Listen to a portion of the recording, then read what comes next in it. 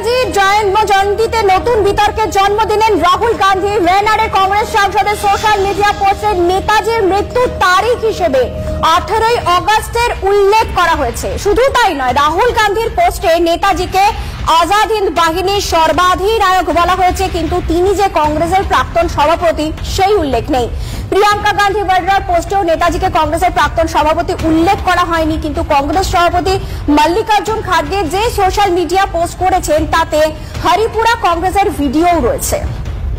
2021 में सरकार ने निर्णय लिया कि नेताजी की जयंती को अब पराक्रम दिवस के रूप में मनाया जाएगा। इंडिया गेट के समीप नेताजी की विशाल प्रतिमा लगाना, अंडमान में द्वीप का नाम नेताजी के नाम पर रखना, गणतंत्र दिवस की परेड में आईएनए के जवानों को नमन करना सरकार की इसी भावना का प्रतीक है। हमें नेताजी सुभाष की प्रेरणा से भारत की एकजुटता पर बल देना है।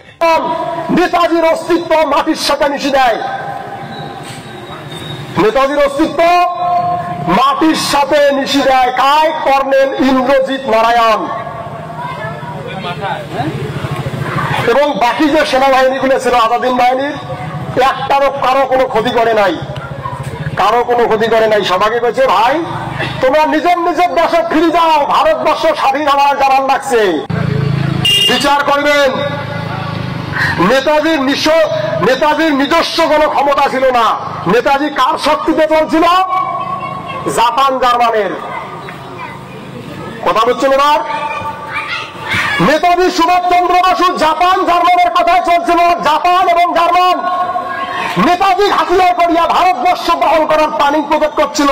সেই প্ল্যানিং প্রজেক্টটা টের পাইছি আমার মহারাজ, যেটা ইতিহাসও বেলাও ঢাকি থুছে। জার্মানের নৃশংসতামূলক শাসন এবং জাপানের নির্লজ্জ শাসনের হাত থাকিয়া রক্ষা করার জন্য আমার মহারাজা শ্রী শ্রী জগদীপেন্দ্র নারায়ণ ভূপ বাহাদুর পদক্ষেপ নিচ্ছে। এই দ্বিতীয়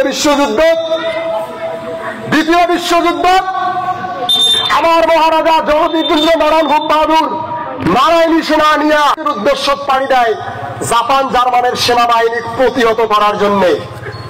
আর তার ভাই কুমার ইন্দ্রজিৎ নারায়ণ মণিপুরের উদ্দেশ্যে রওনা দেয়, উত্তর পূর্ব ভারতের উদ্দেশ্য, মণিপুরের উদ্দেশ্য কি? এই আজাদ হিন্দ বাহিনী প্রতিহত করার জন্য। কথা হচ্ছে না? সর্বপ্রথমে যারা আমার এই নেতাজির অস্তিত্ব মাটির সাথে মিশে দেয়, নেতাজির অস্তিত্ব মাটির সাথে মিশে দেয় কায় কর্নেল ইন্দ্রজিৎ নারায়ণ এবং বাকি যে সেনাবাহিনীগুলো ছিল আজাদ হিন্দ বাহিনীর, একটারও কারো কোনো ক্ষতি করে নাই, কারো কোনো ক্ষতি করে নাই। সবাইকে বলছে, ভাই তোমরা নিজের নিজের দেশে ফিরে যাও, ভারতবর্ষ স্বাধীন হওয়ার জানান লাগছে। পরবর্তীতে আমেরিকা হিরোশিমা নাগাসাকিতে বম ঢালায়, পারমাণবিক বম। পরবর্তীতে যুদ্ধ সমাপ্তি হয়ে যায়, ব্রিটিশ জয়লাভ করে, মিত্র শক্তি জয়লাভ করে, পক্ষ শক্তি হারিয়ে যায়। প্রতিশ্রুতি মোতাবেক ব্রিটিশের রানী এলিজাবেথ ভারতবর্ষবাসী নির্দেশ দেয় যে ভারতবর্ষকে স্বাধীন করে দাও। কেন?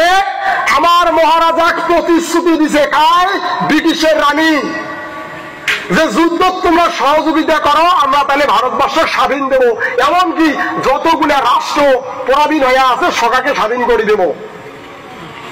পরবর্তীতে যুদ্ধ সমাপ্তি হওয়ার পরে 1946 সালত আটলান্টিক চার্টার স্বাক্ষরিত হয়, আটলান্টিক মহাসাগর।